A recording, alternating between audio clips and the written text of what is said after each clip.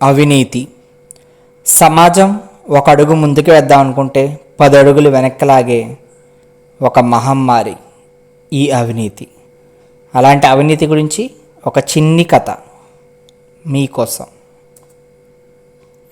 ఏంటి సార్, బాగా పాడైపోయారు? ఈ మధ్య మీ ఆరోగ్యం అస్సలు బాగోనట్టుంది. పక్షం రోజుల తర్వాత మళ్ళీ ఇప్పుడే దర్శనం ఇచ్చారు అని మా ఆఫీస్ గుమస్తా పలకరించాడు.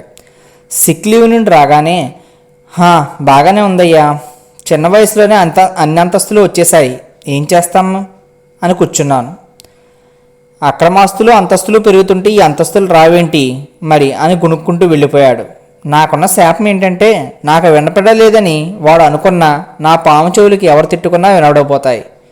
సెలవులు ఇంక లేక తప్పక రావాల్సి వచ్చింది, కానీ వచ్చి పని చేయాలని అస్సలు లేదు అనుకుంటూ ఉండగానే మా గుమస్తా ఫైళ్ళని మోసుకుని వచ్చాడు. అన్ని ఫైల్స్ ఒకేసారి చూసేసరికి కళ్ళు బయర్లు కమ్మి ఏంట్రా ఇవి అని అడిగా.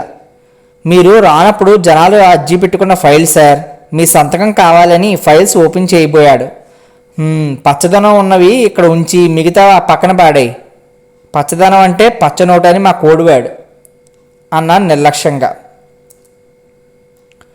వీడు మారడు అని మళ్ళీ కొనుక్కుంటూ నేను చెప్పినట్టు ఫైళ్ళని పెట్టేసి వెళ్ళిపోయాడు. ఇప్పటికైనా అర్థమైందా నేనెవరో? అసలు సిసలు లంచగొండి గవర్నమెంట్ ఉద్యోగిని. మొదట్లో అలా పిలిస్తే నచ్చేది కాదు, ఇప్పుడేమో అదే పెద్ద బిరుదులాగా ఫీల్ అయిపోతూ ఉంటాను. ఇలా ఎన్నో తిట్లు తింటున్నా ఈ డబ్బు మీద ప్రేమ అనే జబ్బు మాత్రం పోవట్లేదు. ఎంతకైనా ఘోరమైన సంఘటనలు కూడా నా జీవితంలో లేకపోలేదు. స్వయానా నా శ్రీమతే నాకు బుద్ధి చెప్పడం కోసం మాటల చొరకలు అంటించిన రోజులు లేకపోలేదు. మచ్చుక్కొని మాట్లాడుకుందాం. ఒకానొక రోజు ఎవరో బాగా పేదవాళ్ళు చిరిగిపోయిన బట్టలు మాసిపోయిన గడ్డంతో తన తండ్రి మరణ ధ్రువీకరణ పత్రం గురించి వచ్చాడు. అప్పటికే నేను నోటి మాట కన్నా నోటు మాటకే విలువ ఇచ్చే విధంగా మారిపోయాను. చచ్చాడని నమ్మకం ఏంటి? ఏవో డబ్బులు వస్తాయని బతుకున్న వాడికి చచ్చాడని ఇవ్వమంటున్నావేమో ఎవరికి తెలుసు అన్నాను. అంటే ఇప్పుడు శవాన్ని తీసుకొచ్చి మీకు చూపించాలా అయ్యా అని అడిగాడు. వాడు అమాయకత్వానికి నాకు అంతంత కోపం వచ్చి, ఏమయ్యా ఎలా కనబడుతున్నా, ఏ పని ఎలా చేయించుకోవాలో తెలుసుకో, ముందు వెళ్ళి బయట గుమస్తాతో మాట్లాడుకో పో అని పంపేశాను. కానీ నా పాము చెవులు మాత్రం బయట వాళ్ళు ఏం మాట్లాడుకుంటున్నారో వింటూనే ఉన్నాయి. ఆయనకి డబ్బు కావాలయ్యా, డబ్బు ఇస్తే నువ్వు చచ్చిపోయావని కూడా రాసిస్తాడు, అది తెచ్చివు అన్నాడు మా గుమస్తా.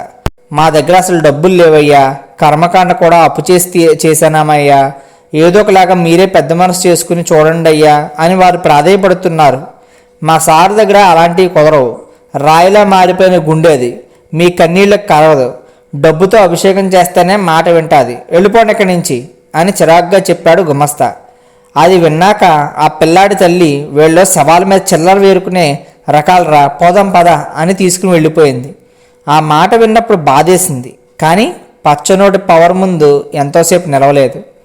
మరొకసారి నాకు ఆరోగ్యం బాగోలేదని ఫైళ్ళని ఇంటికే తెప్పించుకుని చూస్తున్నాను. అలవాటుగానే పచ్చదనం ఉన్న మాట మీదే సైన్ చేస్తున్నాను. మా ఆవిడ పక్కన పడేసిన ఒక ఫైల్ని నా ముందు పెట్టి, ఇదేంటో తెలుసా అని అడిగింది. అబ్బే, బరువు లేని ఫైల్ వంక చూస్తే పరువు పోతుంది అన్నాను నిర్లక్ష్యంగా చెప్పి నా పని నేను చూసుకుంటున్నాను. అంటే మన కూతురు పుట్టింది అని మీరు ఒప్పుకోవడానికి కూడా డబ్బులు ఇవ్వాలన్నమాట. మీ కూతురు పుట్టికి కూడా మీరు వెలకట్టేశారు అంతేనా అని అడిగింది. అప్పుడు అర్థమైంది అది నా కూతురు జనన ధృవీకరణ పత్రం కోసం పెట్టిన అర్జీ అని. ఒక తండ్రిగా బాధ కలిగిన అది కూడా ఒక అరపూట మాత్రమే మిగిలింది. అంతగా ఈ లంచాల ఊబిలో ఊపిరాడినంత లోతుకి మునిగిపోయాను. మరొకసారి మా కుటుంబం మొత్తం సరదాగా ద్విచక్ర వాహనం మీద వెళ్తుంటే ట్రాఫిక్ పోలీస్ ఆపాడు. డిపార్ట్మెంట్ అని చెప్పిన helmet, licence, pollution free certificate అన్నీ చూపించిన నేను, నా భార్య, నా చిన్ని కూతురు ముగ్గురు వెళ్తున్నామని, అలా ముగ్గురు ద్విచక్ర వాహనం మీద వెళ్ళకూడదని ఫైన్ కట్టించుకున్నాడు. నాకు చిరాకు వచ్చి పక్కకు వచ్చేసి వాడి పెళ్ళం చీరలు కావాలని అడిగిందని ఏమో, ఉన్నదానికి లేనిదానికి కూడా డబ్బు దుబ్బేస్తున్నాడు అన్నాను. అది విన్న నా భార్య, ఓహో మీకు లంచం ఇచ్చిన వాళ్ళు ఇప్పటివరకు మిమ్మల్ని మాత్రమే తిట్టుకుంటారు అనుకున్నాను, ఇలా నన్ను కూడా తిట్టుకుంటారు అన్నమాట అంది. ఎప్పట్లాగే ఆ బాధ కూడా ఒక పూటకు మాయమైపోయింది. ఇలాంటి సంఘటనలు జరిగినప్పుడు నేను నా మనసుకి చెప్పుకునే సమాధానం ఒక్కటే, లోకమే అలా ఉంది, నేను ఈ వ్యవస్థలో ఒక భాగం అంతే. అయినా ఉద్యోగం వచ్చిన కొత్తలో నేను అప్పుడే వికసించిన పువ్వులాగా చాలా నిజాయితీగా ఉండేవాణ్ణి. కానీ తర్వాత తెలిసింది నేను వికసించింది పూల తోటలో కాదు, మట్టి రోడ్డు పక్కన ముళ్ళ పొదల్లో అని. వికసించినా వాడిపోకముందే తన అందం కోల్పోయే పువ్వుని అని సర్ది చెప్పుకునేవాడిని. ఇలా 3 పచ్చనోట్లు 6 బహుమతులతో సాగిపోతున్న నా జీవితంలో అనుకోని కుదుపు వచ్చింది. ఎవరు సమాచారం ఇచ్చారో తెలియదు, కానీ నా మీద నా ఇంటి మీద ఇన్కమ్ ట్యాక్స్ రైడ్ జరిగింది. మొత్తం ఆస్తులన్నీ జప్తు చేసేశారు. నాకు ఉన్న పలుకుబడితో నా అంతరంగాన్ని చంపుకుని అందరికాళ్ళు పట్టుకుని నా పేరు ప్రెస్లోకి వెళ్లకుండా నా ఉద్యోగం ఊడిపోకుండా మాత్రం చూసుకోగలిగాను.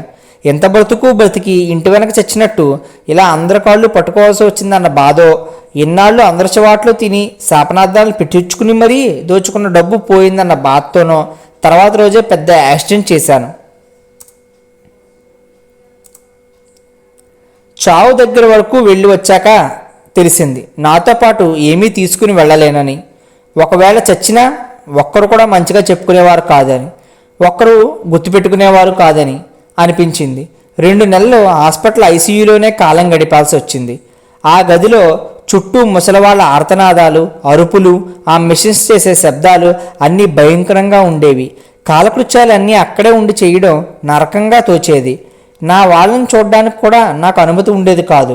డాక్టర్స్ రాని సమయం చూసుకుని ఎంతో కొంత డబ్బు ఇస్తే నా శ్రీమతిని చూడడానికి లోపలికి పంపేవారు అని చెప్పి, మీలాంటి వాళ్ళు ఇక్కడ కూడా ఎక్కువే ఉన్నారు అంటే మొదట బాధేసిన తన మాటల్లో ఉన్న నిజాన్ని గ్రహించడం తెలుసుకున్నాను. అక్కర్లేని పరీక్షలు, అవసరం లేని ఐసీయూ రూమ్ రెంట్, ఇలా అన్నిట్లోని చాలా మొత్తం హాస్పిటల్ వాడు తీసేసుకుంటాడు అని తెలిసాక కష్టంలో ఉన్న వ్యక్తి దగ్గర ఇంకా నిలిచేస్తే వాళ్ళ మనసు ఎంత బాధపడతాదో తెలిసొచ్చింది. నా మెడికల్ బిల్స్ని గవర్నమెంట్ ఆఫీసులో ఓకే చేయడానికి లంచం అడిగారని నాన్న చెప్తుంటే నాలాంటి వాళ్ళ వల్ల మిగతా వాళ్ళ కుటుంబాలు కూడా ఎంత క్షోభ అనుభవించాయో తెలిసి వచ్చింది. హాస్పిటల్ నుంచి డిశ్చార్జ్ అవగానే ఆఫీస్కి వెళ్ళాను. ఎప్పట్లాగే గుమస్తా ఫైళ్ళు తీసుకుని వచ్చి పాత పద్ధతిలోనే పెట్టాడు. నేను అది చూసి నవ్వి, ఇంకా ఈ పచ్చదనం బయట మొక్కల్లో కనబడాలి కానీ ఇలా ఫైల్లో కాదయ్యా అన్నాను. ఏంటి, నేను విన్నది నిజమే? సూర్యుడు పశ్చిమాన ఉదయించాడని చెప్పినా నమ్ముతాను, కానీ మీరు మారిపోయారంటే నమ్మబుద్ధి కావట్లేదు సార్ అన్నాడు. మళ్ళీ నవ్వి, ఈ రెండో జీవితం దేవుడు మళ్ళీ నన్ను మనిషిగా బ్రతకమని ఇచ్చాడా అనిపించింది. ఎవరు వచ్చినా వాళ్ళ అర్జీల్లో నిజాయితీ ఉంటే చాలు, ఫైల్ని ఇచ్చేసి వెళ్ళమను. నేను పనిచేసే మిగతా కాలం అయినా నిజాయితీగా చేయాలనుకుంటున్నాను. ప్రభుత్వ ఉద్యోగి అంటే ప్రజల సేవకుడు అని నిరూపించుకోవాలి అని అనుకుంటున్నాను అనగానే వాడు మొట్టమొదటిసారి సెల్యూట్ పెట్టి నమస్తే సార్ అని ఆనందంగా వెళ్ళాడు. వాడి కళ్ళలో నాపై గౌరవం కూడా మొదటిసారి చూశాను.